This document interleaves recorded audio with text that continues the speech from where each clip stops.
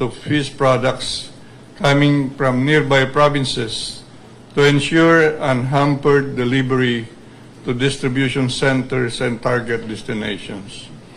There is enough supply of fish coming from regions 1, 2, and 4B with over 10,200 metric tons of deliveries on a weekly basis, more than the 8,000 metric tons weekly fish requirements of NCR. Again, we assure Metro Manila residents that we have enough supply of food and fish in volumes we earlier reported. We will continue our coordination with other government agencies for the most efficient movement of food from the provinces to Metro Manila. The country still has rice supply good for 35 weeks or equivalent of 9 months. The 16 cities and 1 municipality in NCR will be having enough supply of vegetables with 13,000 metric tons, 11,000 metric tons of pork and chicken weekly. Now, the second part of this press conference, we would like to mention publicly and declare that we from the Department of Agriculture confirms the detection of H5N6, highly pathogenic avian influenza in Barangay Ulanin Pitak, H5N6 Nueva, Ecija. The Provincial Veterinary Office of Nueva Ecija received reports of increased mortalities of 1,500 out of 15,000 quails in one farm last March 9, 2019. Immediate disease investigation was conducted by PBO, this is the Provincial Veterinary Office, in coordination with DA Regional Field Office 3 and H5N Municipal Agriculture Office. On March 13, 30 live quails were submitted by PBO to Regional Animal Disease Diagnostic Laboratory for testing of avian influenza. The samples were tested positive for viral RNA influenza A through real-time polymerase chain reaction. The same samples were sent to BAI Animal Disease Diagnostic and Reference Laboratory for further confirmation and subtyping. These samples yielded positive for H5N6 through real-time polymerase chain reaction test. The PBO, along with the H5N Municipal Agricultural Office or Officer, DA Regional Field Office 3, and Veterinary Quarantine Service, conducted immediate disease control measures to mitigate the spread of H5N6 HPAI. The DA and LGU officials are currently conducting disease investigation and contact tracing to determine the source of infection. Following the Asian Influenza Protection Program Manual of Procedures, a total of 12,000 heads were surgically stamped out and buried last March 14, 2020. Cleaning and disinfection were implemented accordingly. Surveillance around the 1 kilometer and 7 kilometer radius will be carried out immediately to ensure that the disease has not progressed around the said parameter. Animal quarantine checkpoints have also been established to restrict the movement on all live domestic birds to and from the 1-kilometer radius quarantine area. Meanwhile, day-old chicks, hatching eggs, and poultry meat will be allowed, provided that the source farms will be tested negative from avian influenza. The municipal mayor of Nueva Ecija and provincial governor of Nueva Ecija were notified on the present situation on March 14, 2020, and advised to implement the necessary disease control measures. The highly pathogenic avian influenza is a disease of poultry that can affect humans. However, the H5N6 HPAI, which affected the Philippines in Pampanga, like San Luis and Nueva Ecija, Jaén, San Isidro, and Cabiao, has not affected humans in the country. Globally, there have been only few cases of human infections, and all of these were reported in China. The DA encourages the poultry stakeholders to report any unusual poultry mortalities to its municipal or city or provincial veterinary offices.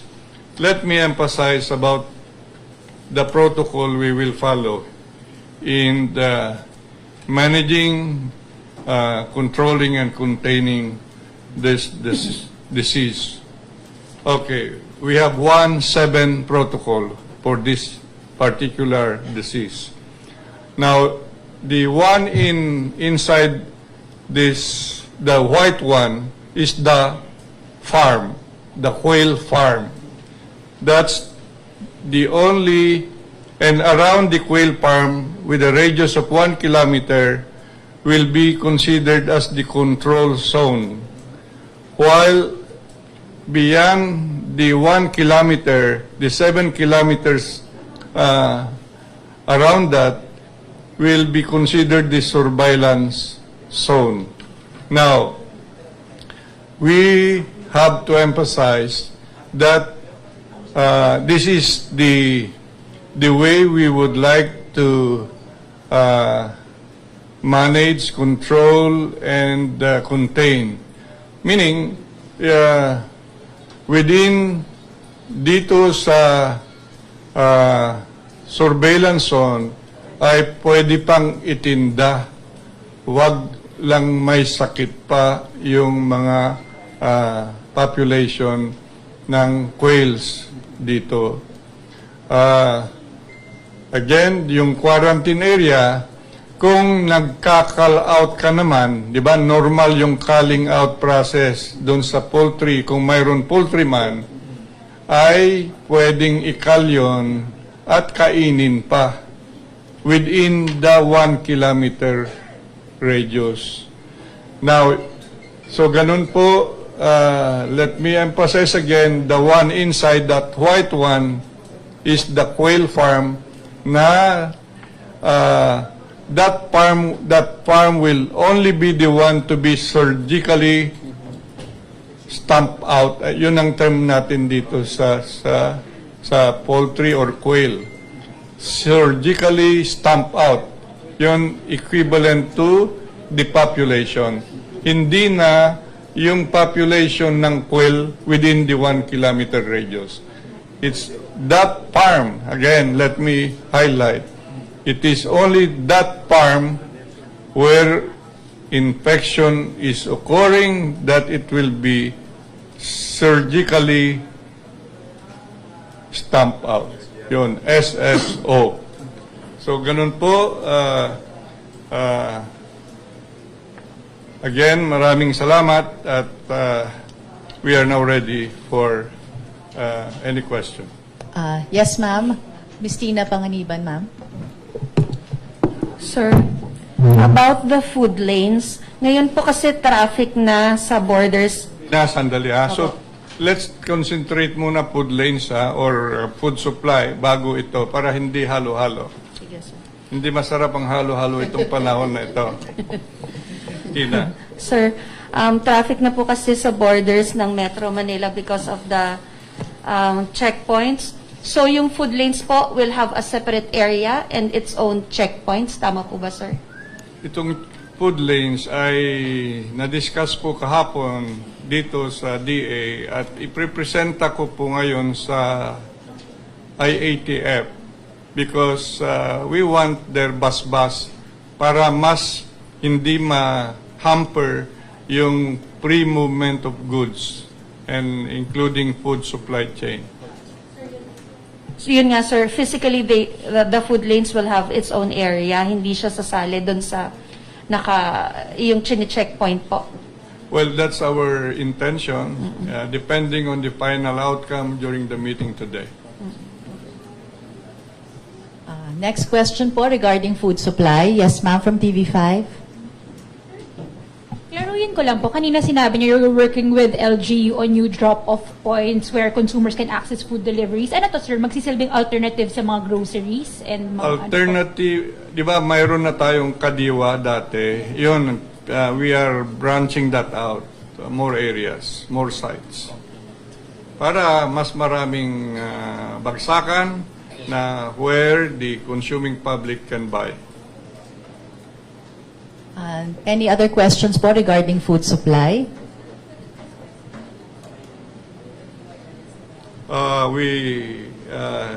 Christine may give out these areas, locations. We are identifying the different areas for Kadiwa in cooperation po with LGUs po ito. Ngayon po meron tayo sa Cainta and we have other Kadiwas before in Manila, in other areas. Pero mamaya po makikipag-ugnayan po kami with the ILG representative para sa listahan po ng exact locations for every Kadiwa, ma'am.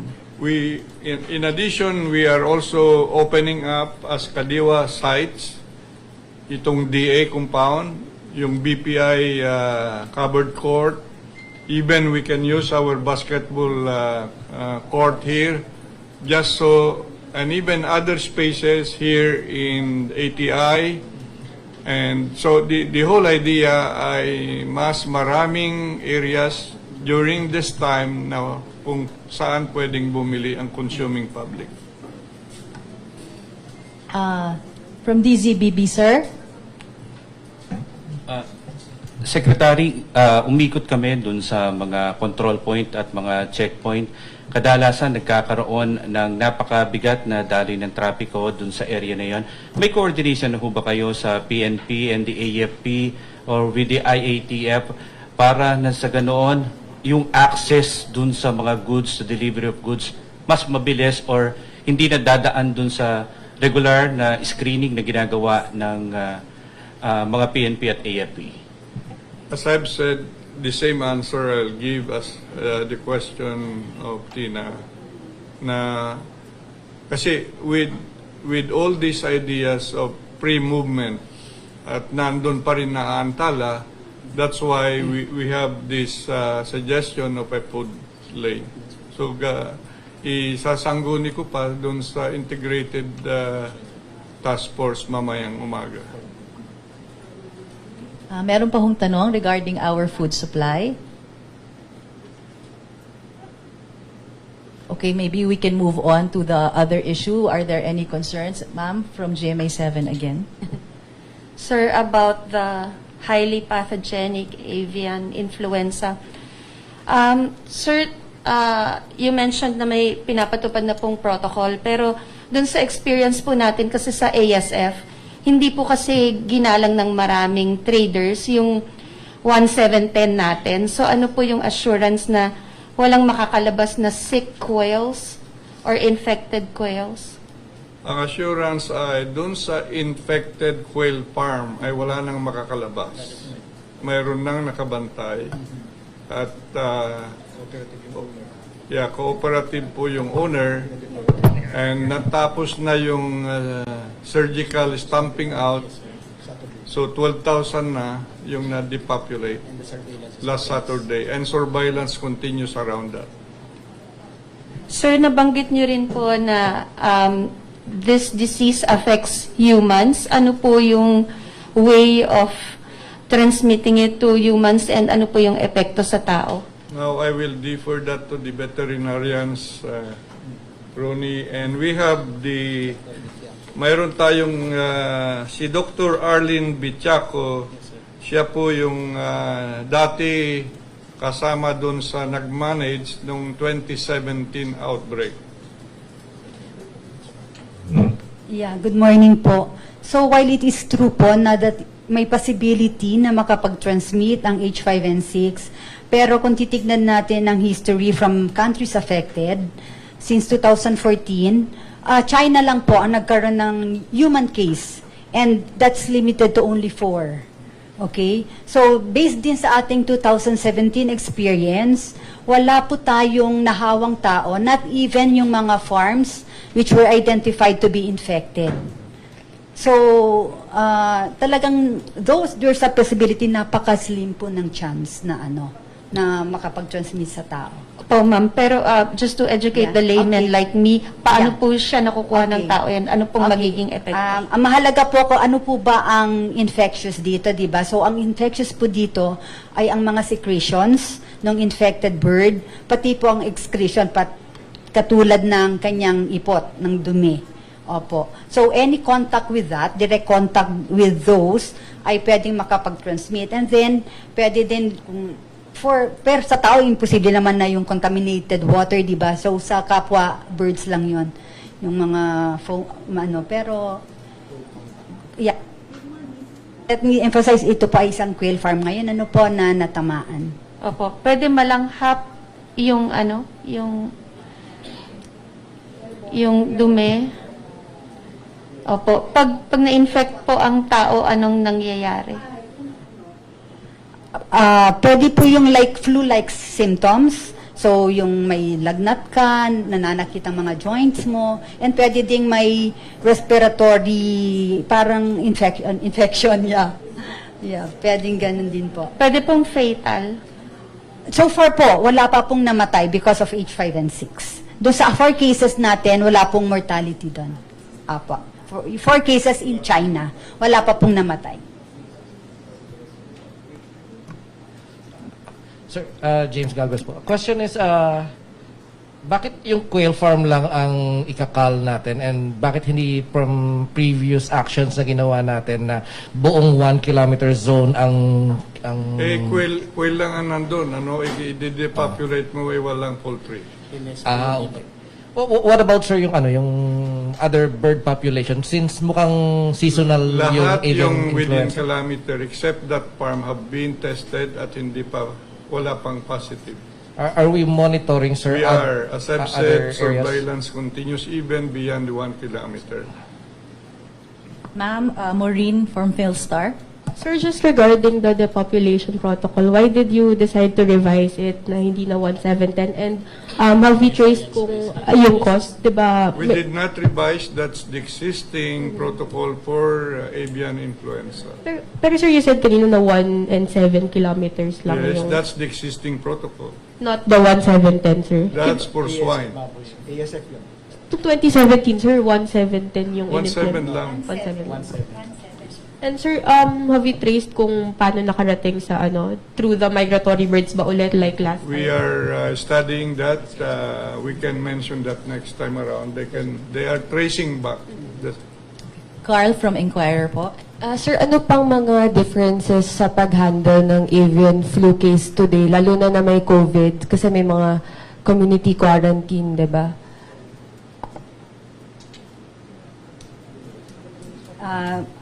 Again, ano po ang gusto niyong tanongin, Bale? Okay. Specific, ano po yan? Ma'am, yung changes lang po sa magiging yung pag-depopulate, tas yung pag-disinfect, kasi syempre may mga taong pupunta doon, di ba? And in light of the ongoing further spread nga po ng COVID-19, paano po yung protocols ng DA doon? Yeah, yung sa depopulation, stamping out, okay? Wala na, surgical stamping out. Wala namang mababago, although yun na nga yung sa protocol natin, when before, di ba, siguro you remember kasi na with all poultry population within the 1 kilometer quarantine zone were stamped out, right? Pero ngayon, learning from our experience in 2017, na maraming, ang gagawin ngayon, bale, test and cal tayo. Lahat ng poultry farms or lahat ng poultry species na nandun sa loob ng 1 kilometer na quarantine area will be tested. And then, pag may nagpa-positive, then we cal. Okay? So, test, cal for the 1 kilometer. So, lahat yon. Hindi na automatic na without testing, papatayin mo na lahat. So, we test. We test everything and then we cal. Yan ang Do we magiging. have enough test kits? Kasi di ba sa ASF medyo nagkukulang na tayo. How about for this new disease? Yeah, meron namang fund to buy additional na test kits. Yes. Meron pa po bang tanong? Yes. Yes, sir, from DZBB.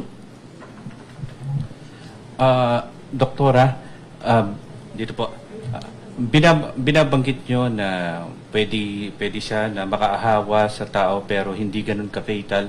Yun ho bang mga tao dun sa farm ay kinwarantine o tinest na rin ho ba para malaman kung sakaling naapektuhan ho sila? That part po yun ang protocol natin, just like what happened noong 2017. So, lahat ng na-expose dun sa birds were tested. Tinest sila ng DOH. Ititest sila ng DOH at they will be put under quarantine hanggang hindi lumalabas ang test result. Noong 2017 po, wala pong nag-positive. And let me qualify lang po yung percentage na maka-infect siya sa tao is very, very slim. Okay? At saka yung fatality naman, yung mortality because of this, wala pang nangyayari. 14 days din ho ba yung quarantine gaya sa COVID dito sa... Opo. The same lang? Although, sa tao po, ang incubation nito, longest na ang 7 to 10 days. But we could extend to 14 days, to be sure. Doc, is yung bagong protocol natin na test and call, is this has something to do with the food supply since meron tayong ASF and may mga lockdown? Is this something that... Not really. Kasi po, even before yung COVID natin, even before ASF, right after nung outbreak natin, nung na-resolve na natin yan, inupuan na po namin para ma-revise yung ating AIPP Manual of Procedures. So, kaya ito po, may nakahanda na kaming protocol talaga. So, even before yung incidents ng ASF and COVID, meron na po tayong set na protocol. Last 2 questions. Meron pa po ba? Additional budget for this, meron na po ba tayong i-request? We will use our quick response fund. So once that is used, then we will request. Sir. Sir. Mike from DZXL. Kay Sir Dar. Sir, ano po yung compensation natin para dun sa mga poultry owners? Meron ho bang mga computed o how much are we going to give them? Parang pinag-usapan po namin ito kanina with Secretary Dar at kinuwento po namin sa kanya yung nangyari po sa atin 2017 sa quail po 10 pesos per bird. Pagka yung sa malalaki tulad ng ducks and broiler chickens, mga layers, mga ganon, yung dating ginamit na 80 pesos per head, yun pa din po ang ipapatupad po natin. how much budget po ang nilaan natin for that particular purpose? Tulad po na nabanggit po ni Secretary Dar, nakaabang po yung ating quick response fund. At tandaan po natin, ito po ay maliliit po ito. Hindi po ito katulad ng baboy na isang baboy ay 5,000. Ito po ay nasa 10 pesos and 80 pesos lamang. Ma'am, pwede pong last, pero pwede pong bumalik sa food security. Sir, nabanggit niyo po kasi last time yung possible color coding for food. Napag-usapan niyo na po ba and may final system na po ba? ito po yung isasanggunin natin as part of the discussions I will present dun sa IATF. Sir, ano po yung principle? Like, you mentioned last week, code green lang. Wag ano muna, po yung... wag muna. Ah, okay. Kung ano ma-approvean yun na lang later. Okay po, sir, meron ba ho kayong closing? So, Maraming salamat po. We will always do the best for managing, controlling, and containing this. So, wag tayo magpanik. Kaya natin ito with all the solid experiences in the past in regard to avian influenza. Ay nandyan ang mga manual of procedures. We will continue to enhance our surveillance.